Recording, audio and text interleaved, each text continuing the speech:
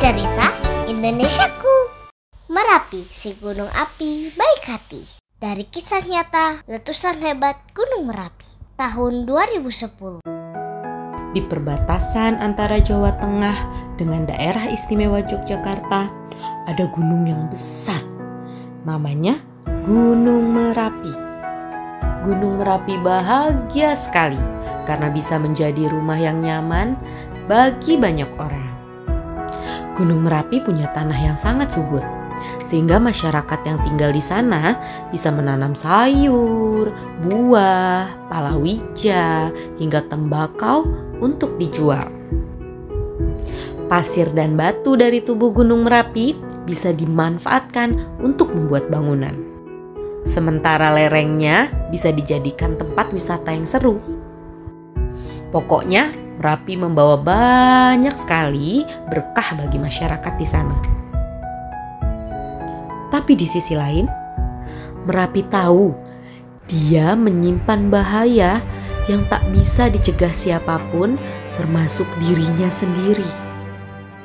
Sebagai sebuah gunung api, Merapi punya tugas khusus di alam semesta ini, yaitu mengeluarkan panas dari perut bumi. Ini harus dilakukannya untuk menjaga keseimbangan alam agar tidak terjadi musibah yang lebih membahayakan bagi manusia. Merapi selalu berusaha sekuat tenaga agar panas yang keluar sedikit-sedikit saja sehingga tidak membahayakan manusia. Tapi kali ini nampaknya berbeda dari biasanya.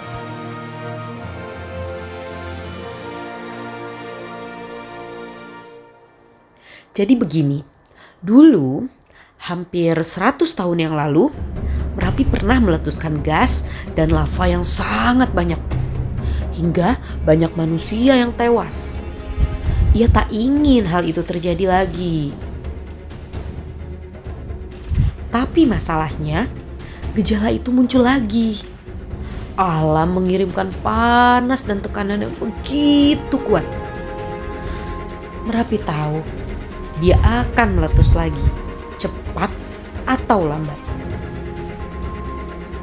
Merapi tak bisa bicara bahasa manusia, tapi Merapi harus memberitahu manusia agar segera pergi meninggalkannya. Mereka harus meninggalkannya sendirian agar ia bisa meletuskan lava dengan benar tanpa menyakiti siapapun. Maka Merapi memberi goncangan, gempa, agar manusia tahu bahwa dirinya akan meletus. Ia membumbungkan asap lebih tebal dari biasanya. Ia juga membuat hewan-hewan yang hidup di dekat puncaknya gelisah, sehingga mereka turun menghampiri manusia agar manusia jadi waspada. Merapi melihat manusia mulai sadar, sebagian mulai bergerak menjauh. "Ya, bagus, kalian harus menjauh dariku untuk saat ini," batin Merapi. Tapi masih banyak juga manusia yang tetap tinggal di rumah, masih tak percaya bahwa ada bahaya yang mengintai mereka. Aduh, tak ada jalan lain. Merapi membuat gempa lagi. Kali ini lebih besar, lebih sering, ditambah awan panas lagi. Pokoknya semua cara agar manusia pergi meninggalkannya. Ah, itu ada yang datang. Mereka para ilmuwan. Mereka sudah mempelajari sejarah letusan Merapi dari masa lalu. Mereka pasti tahu kalau Merapi akan meletus lagi. Merapi mengirimkan pesan pada para ilmuwan melalui gas-gas beracun yang dibuangnya ke udara. Ilmuwan mengambil contoh gas dan membawanya ke laboratorium untuk diteliti. Para ilmuwan terkejut melihat hasil penelitian. Mereka langsung menyerukan pada masyarakat untuk pergi menjauh karena Merapi akan segera meletus. Letusannya akan kuat, sangat kuat. Merapi tak bisa menunggu lagi. Tekanan semakin kuat.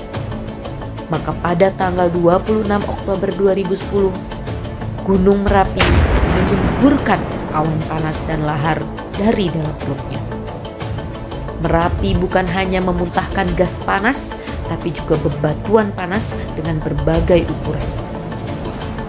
Peristiwa ini menjadi letusan terbesar Gunung Merapi dalam sejarah.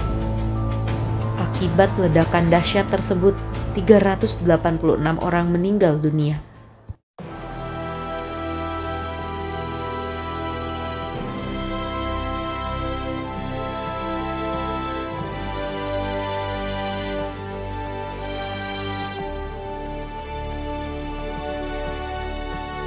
Ribuan rumah warga hancur.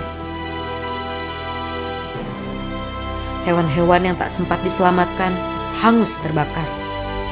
Abu dan bebatuan terus turun, hanyut ke sungai-sungai, merusak jalanan, jembatan, dan banyak lainnya.